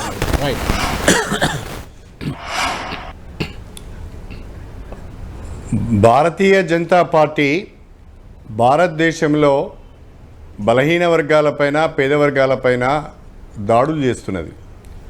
మీకు తెలియంది కాదు, ఎస్సీలు, ఎస్టీలు, ముస్లిమ్స్, క్రిస్టియన్స్, మహిళలు, ఓబీసీలు కూడా బీజేపీ దాడుల నుంచి తప్పించుకోలేకపోతున్నారు. ఉత్తర భారతదేశంలోనైతే దాడులు జరిగినా కూడా పోలీస్ స్టేషన్కు వెళ్ళి పిటిషన్ ఇచ్చుకునే ధైర్యం కూడా చేయలేకపోతున్నారు. ఈ రకమైన సంస్కృతి భారతదేశంలో రావడంలో మంచిది కాదు. భారతీయ జనతా పార్టీ భారతదేశంలో మళ్ళీ మూడోసారి అధికారంలోకి వస్తుందా లేదా చూడాలి తప్ప, ఒకవేళ భారతదేశంలో బీజేపీ కనుక మూడోసారి అధికారంలోకి వస్తే నష్టపోయేది భారతదేశ పేద వర్గాలు, భారతదేశంలో ఉన్న మైనారిటీ వర్గాలు. మన భారతదేశ సంస్కృతి మనందరికీ కూడా తెలుసు. భిన్నత్వంలో ఏకత్వం అన్నట్టుగా అందరం కలిసిమెలిసి సహజీవనం చేసే ఒక గొప్ప సంస్కృతి భారతదేశానికి ఉన్నది. కానీ కులాల మధ్యన చిచ్చుపెట్టి మత విద్వేషాలను రెచ్చగొట్టి అదే రాజకీయం అనే విధంగా భావజాల వ్యాప్తిని వాళ్ళు చేస్తున్నారు. ఆ భావజాల వ్యాప్తిని అడ్డుకోవాల్సిన పరిస్థితి, అడ్డుకోవాల్సిన నెసెసిటీ ప్రజాస్వామ్యవాదులపైన, మేధావులపైన, కాస్తో కూస్తో సామాజిక స్పృహ ఉన్న అందరిపైన ఉంది అనేది నా అభిప్రాయం. నేను దాంట్లో ఫలితాన్ని సాధిస్తానా లేదా అనేది కాదు, నాతో అయిన మేరకు బీజేపీ యొక్క ఈ ధోరణిని అడ్డుకోవాలనేది నా ప్రయత్నం. Right, continue. Next question. చెప్పండి సార్ మీరు. నా పేరు బుక్కే సాంబయ్య నాయక్, ఎల్హెచ్పిఎస్ నాయకులు. ఈరోజు గౌరవ రాష్ట్ర ముఖ్యమంత్రి రేవంత్ రెడ్డి గారు ఒక స్పీచ్లో ఒక స్పష్టంగా చెప్పిండు, ప్రభుత్వ ఏర్పాటులో లంబాడ సోదరులు కీలకంగా పాత్ర పోషించారు, వారికి ధన్యవాదాలు అని చెప్పారు. కానీ ఈ రాష్ట్రంలో మమ్మల్ని రిప్రజెంట్ చేసే గిరిజన మంత్రి ఇంతవరకు లేకపోవడం చాలా దారుణం. దీని మీద మీరు స్పష్టంగా స్పందించాల్సిందిగా కోరుతా ఉన్నాం కడియం శ్రీహరి గారు. రైట్. తప్పకుండా నేను అనుకుంటున్నాను, గిరిజన మంత్రి లేకుండా రాష్ట్ర ప్రభుత్వం ఉండదు. బహుశా రేపటి ఎక్స్పాన్షన్లో తప్పకుండా గిరిజనులకు అవకాశం లభిస్తుంది. ముఖ్యమంత్రి గారు ఆ నిర్ణయం తీసుకుంటారని నేను భావిస్తున్నాను. అంటే పార్లమెంట్ ఎన్నికల శ్రీహరి గారు పార్లమెంట్ ఎన్నికల తర్వాత మీరే క్యాబినెట్లో వస్తారని అంటున్నారు, నిజమేనా? ఏమైనా ఇండికేషన్ ఉందా? నాకు అట్లాంటి పెద్ద ఆశలు ఏమి లేవండి. నేను ఆ రకంగా ఏమీ ఆలోచించడం లేదు. నాకు ప్రధానంగా మళ్ళీ చెప్తున్నాను, ప్రధానంగా నాకు ఒక డెవలప్మెంట్ ఎజెండా ఉన్నది. ఉమ్మడి వరంగల్ జిల్లాకు సంబంధించిన డెవలప్మెంట్ ఎజెండా ఉంది, స్టేషన్ గన్పూర్కు సంబంధించిన డెవలప్మెంట్ ఎజెండా ఉన్నది. ఆ డెవలప్మెంట్ ఎజెండాకు ప్రభుత్వ సహకారం కావాలి, నిధులు కావాలి. ఆ దిశగా నా ప్రయత్నం ఉంటుంది. కడియం గారు, దీని కంటిన్యూషన్ అంటే గిరిజన ఎమ్మెల్యేకి మంత్రిగా అవకాశం లేదు అనేది ఒకటి ఉంటే, రెండోది మాదిగ అనేది కూడా ఒక ఇష్యూ. ఎంఆర్పిఎస్ వ్యవస్థాపక అధ్యక్షులు మందకృష్ణ మాదిగ గారు తెరపైకి తెచ్చారు. కాంగ్రెస్ పార్టీ మాదిగలకు అన్యాయం చేస్తుంది, మాలలకు పెద్దపీట వేస్తుంది. ఈవెన్ కడియం శ్రీహరి గారు కూడా మాదిగ ఉపకులానికి సంబంధించిన వారని, తర్వాత మీ కూతురు పైన కూడా సరే మత మార్పిడి జరిగినా కూడా కులం మారదు, సుప్రీంకోర్టు జడ్జిమెంట్ ఉంది అని ఎలాంటి అనుమానం లేదు. దాన్ని కూడా ఒక వివాదంగా ఇష్యూగా మార్చే ప్రయత్నం అక్కడ జరుగుతుంది. దాన్ని ఎలా ఓవర్కమ్ చేయబోతున్నారు మీరు? మందకృష్ణ గారు ఎప్పుడు ఏ పార్టీకి మద్దతుగా మాట్లాడతారో తెలియదు, ఏ ఎన్నికలలో ఏ పార్టీకి సపోర్ట్ చేస్తారో తెలియదు, దానికి రీజనింగ్ ఏంటో కూడా తెలియదు.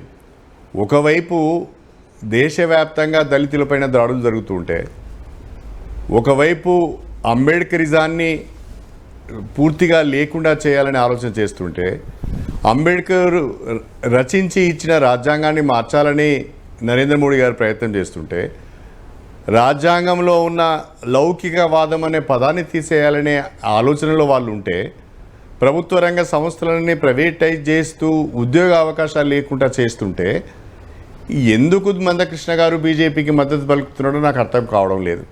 నిజంగా నరేంద్ర మోడీ గారికి వర్గీకరణ పైన ప్రేమ ఉంటే, వర్గీకరణ చేయాలనుకుంటే 10 సంవత్సరాల నుంచి ఆయన ఎవరాపారు?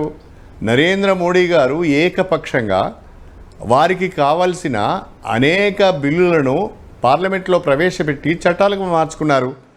వర్గీకరణ చేయడానికి ఎవరు అడ్డుపడ్డారైనను? ఏ రాజకీయ పార్టీ కాదన్నది? ఇవన్నీ కూడా మందకృష్ణ దళిత జాతికి సమాధానం చెప్పవలసిన అవసరం ఉన్నది. మందకృష్ణ వెనుక మొత్తం మాదిగలు లేరండి. ఆయన గొప్పగా చెప్పుకుంటున్నాడు, అది వేరే విషయం. కానీ మందకృష్ణ కూడా ఆలోచించుకోవాలి.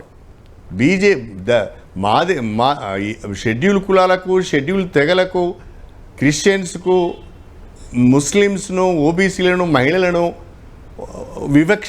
వీళ్ళ పట్ల వివక్ష కనపరుస్తున్న బీజేపీకి ఓటేయడం అంటే ఒక సామాజిక ఉద్యమకారుడు చేయవలసిన పని కాదు ఇది అనేది నా యొక్క ఆలోచన. నేను ఇప్పటికి కూడా మందకృష్ణ విజ్ఞప్తి చేస్తున్నా, బ్రదర్ ఒకసారి ఆయన ఎత్తి చూపిన అంశం అయితే వాస్తవమే కదా. నాగర్ కర్నూలు మాలకిచ్చారు, పెద్దపల్లి మాల సామాజిక వర్గానికి ఇచ్చారు, ఒకటి మాత్రమే మీది మాదిగ ఉపకులానికి ఇచ్చారు, మాదిగల జనాభా ఎక్కువ. ఈ అంశం అయితే వాస్తవమే కదా.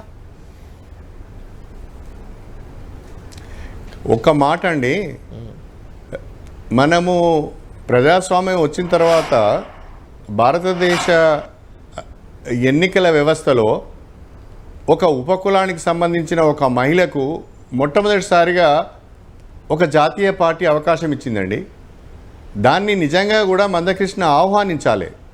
మా ఉపకులానికి సంబంధించిన మా బిడ్డకు అవకాశం వచ్చింది అని ఆయనే ముందుకొచ్చి స్వాగతం పలుకుతాడు అనుకున్నాను, మద్దతు తెలుపుతాడు అనుకున్నాను. కానీ ఇంత సంకుచితంగా మళ్ళీ మాదిగ ఉపకులానికి వచ్చినా కూడా మాదిగ కాదని మాట్లాడుతారు. అసలు మేమేంటండి, మేము మాదిగ ఉపకులము అంటే ఇంకా వెనుకబడి ఉన్నోళ్ళమే కదా. కడియం శ్రీయర్ని చూసి మీరు ఉపకులం బ్రహ్మాండంగా ఉందని అనుకోవద్దండి. మాదిగ ఉపకులానికి సంబంధించిన వాళ్ళు ఇంకా వెనుకబడి ఉన్నారండి. కాబట్టి ఆ మాదిగ ఉపకులానికి సంబంధించిన ఒక అమ్మాయికి ఒక అవకాశం వస్తే ఒక సామాజిక ఉద్యమకారునిగా, ఒక ఎంఆర్పిఎస్ నాయకునిగా నువ్వు ఆహ్వానించాలి తప్ప వ్యతిరేకించడం చాలా బాధాకరం. ఇది కరెక్ట్ కాదు. అంటే కావ్య గారి మతాంతర వివాహం గురించి కూడా చర్చ జరుగుతుంది అక్కడ. ఆరూరు రమేష్ బీజేపీ అభ్యర్థి కూడా ఆరోపణలు చేశారు.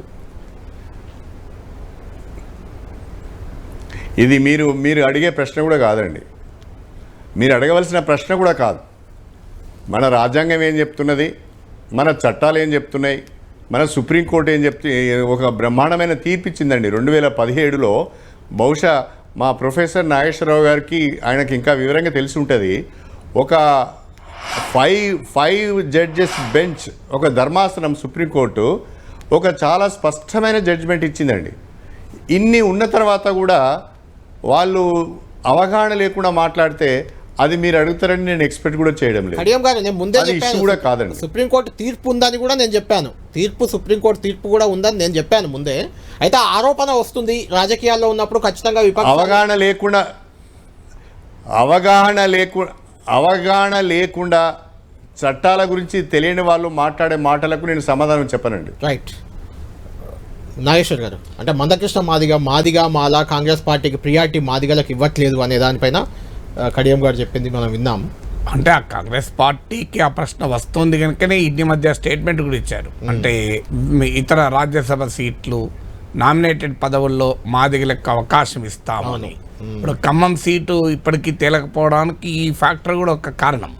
సో అందువల్ల రాజకీయాలు ఏమవుతుంది అంటే కొంత మా కులాల మధ్య సమతుల్యతతో పాటు నాయకుల మధ్య సమతుల్యత కూడా ఉంటుంది. సో నాయకుల్ని అకామిడేట్ చేసేటువంటి సమతుల్యత కూడా ఉంటుంది. సో విన్నబిలిటీ ఫ్యాక్టర్ ఉంటుంది. ఇలాంటి రకరకాల డైమెన్షన్స్ను ఐడెంటిఫై చేస్తారు. అందువల్ల ఆ డిఫరెన్స్ కనబడుతున్న మాట. ఎందుకంటే 60% మంది మాదిగ ఉపకులాలు ఉంటే 28-30% మంది మాలలు ఉంటారు తెలంగాణలో. కానీ మీకు ఆదిలాబాద్కి వస్తే నాకు తెలిసినంత వరకు మాల ఉపకులాల జనాభా ఎక్కువ అనుకుంటా, ఈవెన్ మాదిగల కన్నా, సబ్జెక్ట్ టు కరెక్షన్. సో అందువల్ల ఆ విమర్శ వస్తున్నమాట. ఎందుకంటే ఉప ముఖ్యమంత్రి, స్పీకరు, సో మాలలు అడ్వాన్స్డ్గా ఉన్నారు కనుక వారు రాజకీయంగా కూడా అవకాశాలు ఎక్కువ పొందగలుగుతారు. సో ఇప్పుడు ఎంఆర్పిఎస్ ఉద్యమానికి భూమికి అది. కానీ ఫండమెంటల్ క్వశ్చన్ అది. ఇప్పుడు ఇక్కడ ఫండమెంటల్ క్వశ్చన్ ఏంటంటే బీజేపీకి ఎందుకు మద్దతు ఇస్తున్నారు అని. ఎందుకంటే ఎంఆర్పిఎస్ నాయకుడిగా మందకృష్ణ మాదిగ ఒక చరిత్ర సృష్టించాడు. ఇది మామూలు ఉద్యమం కాదు. మాదిగల ఆత్మగౌరవానికి, అస్తిత్వానికి ఒక నిర్వచనం ఇచ్చినటువంటి ఉద్యమం. ఆ విషయంలో కృష్ణ మాదిగను డెఫినెట్గా అప్రిషియేట్ చేయాలి. అప్పటిదాకా రెడ్డి, రావు, చౌదరి, గుప్తా, శెట్టి అని గర్వంగా పెట్టుకున్నవారు, శర్మ, శాస్త్రి అని. లేదు మేము మాదిగాను కూడా పెట్టుకుంటామన్నాడు. మామూలు విషయం కాదు. మనకు చాలా చిన్న విషయంలా కనబడచ్చు. కానీ ఆ అణచివేతను, సామాజిక వివక్షను అనుభవించిన జాతికి అది చాలా గొప్ప విషయం. అందువల్ల అది సహృదయంగా నేను ఆ రోజుల్లో కూడా అన్నాను, అయ్యా మీకు రెడ్డి, రావు, చౌదరి, గుప్తా అన్నప్పుడు మీకు ఏం ఫీలింగ్ లేదు, మాదిగా అన్నప్పుడు ఎందుకు వస్తుంది ఫీలింగ్ అన్నాను. నిజంగా పెట్టుకునే హక్కు కూడా వాళ్ళకే ఉంటుంది, ఎందుకు మిగతా వాళ్ళకన్నా కూడా. సో అందువల్ల ఆ కృషిని ఎవరైనా గౌరవిస్తారు. కానీ కడియం శ్రీహరి గారు లేవనెత్తిన మౌలికమైన అంశం వర్గీకరణ అనే అంశానికి మోడీ ప్రభుత్వం అనుకూలమా? అనుకూలమైతే ఈ 10 ఏళ్ళు ఎందుకు ఆపారు? ఇప్పుడు ఆర్టికల్ 370 రద్దు చేశారు. అసలు అది అసాధ్యం అనుకున్న దాన్ని సాధ్యం చేశారు. మామూలు విషయం కాదు కదా. అసలు రామ మందిర నిర్మాణం అసాధ్యం అనుకున్నారు, సుప్రీంకోర్టు తీర్పు వచ్చింది, సాధ్యమైంది. ఇప్పుడు ఉమ్మడి పౌరస్మృతి వస్తుంది, సిటిజన్షిప్ అమెండ్మెంట్ యాక్ట్ వస్తుంది, 147 మంది ఎంపీలను సస్పెండ్ చేసి మీకు భారత న్యాయ సంహిత, ఐపీసీ, సిఆర్పిసిలను మార్పులు చేశారు. వ్యవసాయ చట్టాలు మొత్తం ప్రతిపక్ష ఎంపీలను సస్పెండ్ చేసి పడేశారు రాజ్యసభలో. ఇవన్నీ చేసినప్పుడు వర్గీకరణ ఎందుకు సాధ్యం కాదని? వర్గీకరణకు రాజకీయ అభిప్రాయం ఉంది. విచిత్రం ఏంటంటే దాన్ని ఎవరు వ్యతిరేకించారు? ఒక్క మాల సంఘాలు తప్ప ఏ ఒక్క రాజకీయ పార్టీ వ్యతిరేకం కాదు. దానికి ఏంటి? పార్లమెంటు చట్టం చేయాలి. 2 పనులు. ఒకటి, పార్లమెంట్ చట్టం ద్వారా చేయాలి. పార్లమెంట్ చట్టం చేసినప్పుడు దేశం అంతటా కూడా ఇంప్లికేషన్ ఉంటుంది. రాజకీయంగా అది బీజేపీకి ఇబ్బంది అనుకున్నప్పుడు ఆయా రాష్ట్రాలకు అధికారాలు ఇస్తూ చట్టం చేయొచ్చు. అంటే రాష్ట్రాలు నిర్ణయించుకునే స్వేచ్ఛనిస్తూ. సుప్రీంకోర్టు చెప్పింది ఏంటి? శాసనసభకు అధికారం, ఇది ప్రెసిడెన్షియల్ లిస్ట్ కనుక పార్లమెంటు చేయాలి కానీ శాసనసభ చేయకూడదు అన్నది. వర్గీకరణ చేయకూడదు అనలే. అనేక సుప్రీంకోర్టు జడ్జిమెంట్లు ఉన్నాయి, వర్గీకరణకు అనుకూలంగా జడ్జిమెంట్లు ఉన్నాయి. వర్గీకరణ వ్యతిరేకంగా జడ్జిమెంట్ లేదు, అసలు వర్గీకరణకు అనుకూలంగా జడ్జిమెంట్లు ఉన్నాయి. అందువల్ల బేసిక్ ప్రిన్సిపల్ ఆఫ్ రిజర్వేషన్ల ప్రకారం వర్గీకరణకు అనుకూలం. అందువల్ల అది ఎందుకు చేయలేదు? ఒక ఆఖరికి ఒక ఆర్డినెన్స్ జారీ చేయొచ్చు కదా. అది ఆ ప్రశ్నకు మాత్రం డెఫినెట్గా ఆన్సర్ చేయాలి. బీజేపీకి మద్దతు ఇస్తున్న సమయంలో ఆన్సర్ అయితే చేయాలి. రైట్. కడియం గారు, ఇప్పుడు లోక్సభ ఎన్నికల్లో ఫలితాలు ఎలా ఉండబోతున్నాయి? అంటే కాంగ్రెస్, బీజేపీ, బీఆర్ఎస్ మధ్య ట్రయాంగిల్ పోటీ చాలా చోట్ల ఉంది. ఎలా కనిపిస్తుంది మీకు ఈ ఎన్నికల్లో ఫలితాల్లో? అధికార పార్టీకి అడ్వాంటేజ్ ఉండబోతుందంటారా? ఎందుకంటే 100 రోజుల్లో 6 గ్యారెంటీలు అమలు అన్నారు, అవి జరగలేదు కాబట్టి కాంగ్రెస్పై వ్యతిరేకత వచ్చిందని, విద్యుత్ కోతలు జరుగుతున్నాయని, గ్రౌండ్ వాటర్ లేదు, వాటర్ తాగడానికి ఇబ్బందులు ఎదురవుతున్నాయి, ఇదంతా కొంచెం ప్రభుత్వానికి వ్యతిరేక ఇండికేషన్స్ వచ్చాయి, మాకు అడ్వాంటేజ్ అవుతుంది అనేది బీజేపీ, బీఆర్ఎస్ వాదన. మీరు ఏకీభవిస్తారా దాంతో? కాంగ్రెస్ పార్టీ అధికారంలోకి వచ్చి 4 మాసాలు మాత్రమే అవుతుందండి.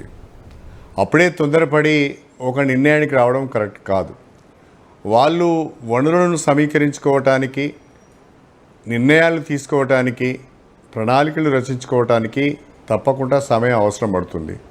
అనుకోకుండానే అంటే మళ్ళీ వెంటనే లోక్సభ ఎన్నికలు వచ్చాయి కాబట్టి ఇవన్నీ చర్చనీయాంశమైనవి, కానీ లేకుంటే ఇప్పుడే దాని గురించి ఎవరు మాట్లాడే వాళ్ళు కూడా కాదండి.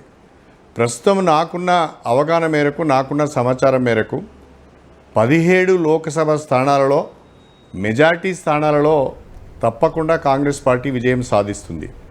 2వ స్థానంలో బీజేపీ ఉంటుందండి. 1-2 స్థానాలలో బీఆర్ఎస్ గెలిస్తే గెలవచ్చు, అంతకంటే ఎక్కువనైతే పెర్ఫామ్ చేసే అవకాశం లేదు.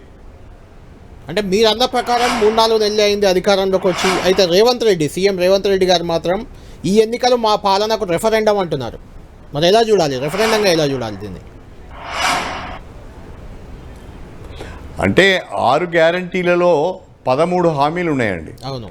ఆ 13 హామీలలో కొన్ని హామీలు అమలు చేశారు, మిగతా హామీలను కూడా మేము అమలు చేయబోతున్నాం.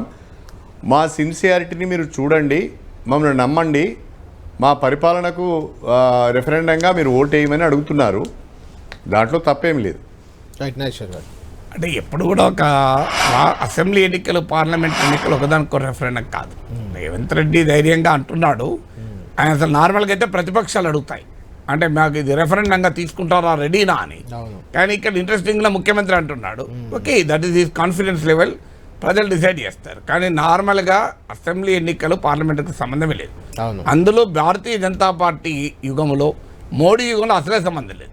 మీరు ఇప్పుడు రాజస్థాన్, మధ్యప్రదేశ్, ఛత్తీస్గఢ్, ఢిల్లీ, ఒరిస్సా, తెలంగాణ ఇన్ని రాష్ట్రాల ఎన్నికలు తిరిగి చూడండి. మీరు ప్రజలు క్లియర్గా ఢిల్లీలో చూడండి, 7 బీజేపీకి ఇచ్చారు, ఎమ్మెల్యేలు 3 ఇవ్వలే. మరి ఇప్పుడు కాంగ్రెస్ పరిస్థితి ఏంటి? అంటే కడియం గారు కాంగ్రెస్కి అత్యధిక సీట్లు వస్తాయని మనతో అంటే కాంగ్రెస్ ఇంకా కడియం గారు చాలా కన్జర్వేటివ్గా చెప్తున్నారు. రేవంత్ రెడ్డి 14 అంటున్నాడు. అవును, 14. సో ఇప్పుడు కడియం శ్రీహరి గారు కంపారిటివ్లీ కొంత తక్కువనే ఇచ్చాడు ఫిగర్, మెజారిటీ అన్నారు.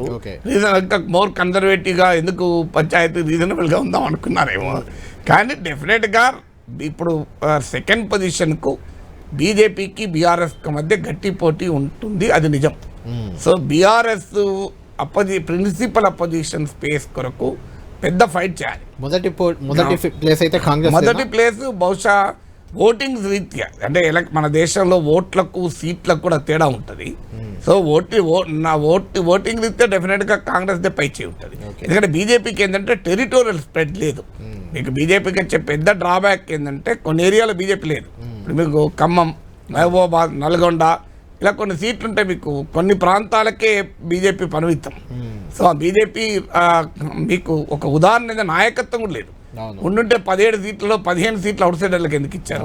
అందులో కొంతమంది సీనియర్ అవుట్ సైడర్స్ కావచ్చు, కొంతమంది జూనియర్ అవుట్ సైడర్స్ కావచ్చు. సో అప్పటికప్పుడు పార్టీలో చేర్చుకొని టికెట్లు ఇచ్చారు కదా.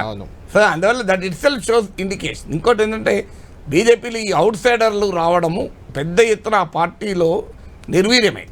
ఎందుకంటే ఒరిజినల్ ఆర్ఎస్ఎస్ క్యాడర్ అంగీకరించలేకపోతున్నారు బీజేపీకి ఉన్న ఒరిజినల్ శక్తి మొత్తం. అందువల్ల బీజేపీకి డెఫినెట్గా మోడీ పట్ల సానుకూలత ఒక పాజిటివ్ అంశం, అందులో అనుమానం లేదు. రామ్ మందిర్ ఒక పాజిటివ్ అంశం. అందువల్లనే ఇప్పుడు సెకండ్ ప్లేస్ బీజేపీ వస్తుందా, బీఆర్ఎస్ నిలుస్తుందా అనేటువంటి ఫైట్ ఉంది. బీఆర్ఎస్ బీజేపీల మధ్య గట్టి పోటీ ఉంటే సెకండ్ ప్లేస్ కాంగ్రెస్ ఇంకా అడ్వాంటేజ్గా ఉంటుంది. రైట్. కడియం గారు, చివరి ప్రశ్న మనం కంక్లూడ్ చేద్దాం. మీరు ఆల్రెడీ ఎమ్మెల్యేగా ఉన్నారు, మీ కూతురు అక్కడ ఎంపీ అభ్యర్థి ఉన్నారు కాంగ్రెస్ నుంచి. అయితే మీరు బీఆర్ఎస్ ఎమ్మెల్యేగా ఉన్నారు. ఇక్కడ సికింద్రాబాద్లో కూడా బీఆర్ఎస్ ఎమ్మెల్యేగా ఉన్న దానం నాగేందర్ అభ్యర్థిగా ఉన్నారు. మీరు గతంలో 10 ఏళ్లలో చూశారు, చాలా శాసనసభ పక్షాలు విలీనమయ్యాయి. అప్పుడు మీరు బీఆర్ఎస్ పార్టీలోనే ఉన్నారు. ఆ విలీన ప్రక్రియలో మీరు కూడా భాగస్వాములే. ఇప్పుడు అలానే బీఆర్ఎస్ని విలీనం చేసుకునే అవకాశం ఉందా? ఒకవేళ విలీనం కాకపోతే రాజ్యాంగబద్ధంగా చూసుకున్నప్పుడు, చట్టపరంగా చూసుకున్నప్పుడు మీరు రాజీనామా చేయాలి. రాజీనామా చేస్తారా? నేను చట్టం ప్రకారం నడుచుకుంటానండి. తప్పకుండా చట్టం ఏముంటుందో, చట్టం ఏం చెప్తుందో దాని ప్రకారం నడుచుకుంటాను. రెండవది, బీఆర్ఎస్ పార్టీని లేకుంటే ఇంకో పార్టీని విలీనం చేసుకుంటారనే దాని విషయంలో నాకు సమాచారం లేదండి. నేను ఆ విషయాలు నేను మాట్లాడడం కూడా కరెక్ట్ కాదు. బట్ నా విషయంలో మాత్రము నేను తప్పకుండా చట్ట ప్రకారం నడుచుకుంటాను. చట్టంలో రాజీనామా చేయాలని లేదు. అసలు పాయింట్ ఏంటంటే యాంటీ డిఫెక్షన్ రాజ్యాంగంలో 10th షెడ్యూల్ చదివితే ఎక్కడ చట్టంలో రాజీనామా చేయాలి. డిస్క్వాలిఫై అవుతారు. డిస్క్వాలిఫై ఎవరు చేయాలి? స్పీకర్ చేయాలి. స్పీకర్ ఎవరు? కాంగ్రెస్ పార్టీ చేయాలంటారా? సో ఆ స్పీకర్ ఎన్ని రోజుల్లో చేయాలి? దానికి పరిమితి లేదు. సో మనందరికీ తెలిసిన విషయమే. యాక్చువల్గా విలీనం క్లాస్ కూడా కరెక్ట్ కాదు. Even Congress legislature party, TDP legislature party, బీఆర్ఎస్లో విలీనం కూడా రాజ్యాంగ విరుద్ధము. టీడీపీ పార్లమెంటరీ పార్టీ, బీజేపీలో విలీనం కూడా రాజ్యాంగ విరుద్ధం. ఎందుకంటే అది మీకు చట్టం చదివితే క్లియర్గా ఉంది. ఒరిజినల్ పార్టీ మెర్జ్ అయితేనే లెజిస్లేచర్ పార్టీ మెర్జ్ అనే చర్చ వస్తుంది. ఒరిజినల్ పార్టీ మెర్జ్ అయి 2/3 ఎమ్మెల్యేస్ దాన్ని అంగీకరిస్తే వాళ్ళకు డిస్క్వాలిఫికేషన్ రాదు. అంతే తప్ప లెజిస్లేచర్ పార్టీ మెర్జ్ అవుతుంది. లెజిస్లేచర్ పార్టీ అనేది ఉంటుందా? ఉండదు కదా. అసలు లెజిస్లేచర్ పార్టీ ఉన్నప్పుడు మీరు Congress party B form Revanth Reddy ఇస్తున్నాడా, బట్టి విక్రమార్క ఇచ్చాడా? ఎవరు ఇచ్చారు మీకు మొన్న అసెంబ్లీ ఎన్నికలకు? కాంగ్రెస్ లెజిస్లేచర్ పార్టీ లేదు కదా, ఎక్కడికి వెళ్తారు? అది విలీనం అయిపోయింది కదా బీఆర్ఎస్. కాబట్టి ఇప్పుడు ఏం చేయాలంటారు? ఈ పార్టీ మాది ఎమ్మెల్యేలు ఏం చేయాలంటారు? దేశంలో రాజ్యాంగ విరుద్ధంగా విలీనం అనే క్లాజ్ను వ్యాఖ్యానిస్తున్నారు. అది సుప్రీంకోర్టులో ఉంది. ఎన్నడో ఒక రోజు సుప్రీంకోర్టు ఎస్ఆర్ బొమ్మాయి కేసు లాగా ఫర్మ్గా తీర్పు చెప్పి ఈ విలీనం అనే క్లాజే చట్ట విరుద్ధము, మీరు ఇంటర్ప్రిట్ చేస్తున్న తప్పు అని ఈ మధ్య ప్రశ్నించింది కూడా సుప్రీంకోర్టు వచ్చింది. మీరు ఎమ్మెల్యేలను ఎంపీలు పట్టుకొని మన పార్టీ అనగలమా అన్నారు. అవును, స్పీకర్ కూడా తొందరగా నిర్ణయం తీసుకున్నారు. అందువల్ల ద జ్యుడిషియల్ ఇంటర్వెన్షన్ టైం ఉంది. పొలిటికల్ కల్చర్ ఈ పని చేయదు. ఎందుకంటే ఎవరు అధికారం ఉంటే వాళ్ళకి బెనిఫిట్ కదా. ఇప్పుడు బీఆర్ఎస్ ఆ పార్టీలన్నీ విలీనం చేశారు. ఇప్పుడు వీళ్ళు కూడా చేస్తారు. 26 మంది ఎమ్మెల్యేలు వచ్చేదాకా ఈ తరంగా నడుస్తుంది. ఇప్పుడు ఆ మాట కలిస్తే నీకు తలసాని శ్రీనివాస్ యాదవ్, సవితా ఇంద్రెడ్డి వాళ్ళు బీఆర్ఎస్ ఎమ్మెల్యేలు మంత్రులు కానప్పుడు కదా. ఇప్పుడు వైసీపీకి చెందిన 5 ఎమ్మెల్యేలు టీడీపీలో పోయి మంత్రులు కాదు కదా. సో అందువల్ల చట్టరీత్యా రాజీనామా చేయాలి అని ఎక్కడ చట్టంలో లేదు. ఎవరైనా రాజీనామా, అది పొలిటికల్ డిసిషన్ తప్ప చట్టరీత్యా లేదు. అందుకే శ్రీహరి గారు బహుశా అందుకే చట్టబద్ధంగా ప్రతిసారి అదే అంటున్నారు, చట్టరీత్యా మెదులుతానని. Okay, thank you Kadiyam Srihari గారు, థ్యాంక్ యూ నాగేశ్వర్ గారు, థ్యాంక్ యూ. కడియం శ్రీహరి గారు కూడా ఓపెన్ డిబేట్లో మనతో జాయిన్ అయ్యారు. చాలా అంశాలు అక్కడ ఉన్న జనాలు కూడా చెప్పారు. కడియం శ్రీహరి గారు కూడా చాలా అంశాలకు సంబంధించి మీరు అడిగిన ప్రశ్నలన్నిటికీ కూడా క్లారిటీ ఇచ్చారు. ఇది ఓపెన్ డిబేట్. వరంగల్ ఎంపీ అభ్యర్థి కడియం కావ్య తండ్రి కడియం శ్రీహరి గారితో మనం ఓపెన్ డిబేట్ చేశాము. ఎందుకంటే కడియం శ్రీహరి బీఆర్ఎస్ ఎమ్మెల్యేగా గెలిచి ఇప్పుడు కాంగ్రెస్లో చేరారు. ఆయన కుమార్తె వరంగల్ నుంచి కాంగ్రెస్ అభ్యర్థిగా బరిలో దిగారు. కాబట్టి కడియం శ్రీహరితో ఇన్ని అంశాలు ఓపెన్ డిబేట్లో మాట్లాడడం. ఇది ఈరోజు ఓపెన్ డిబేట్.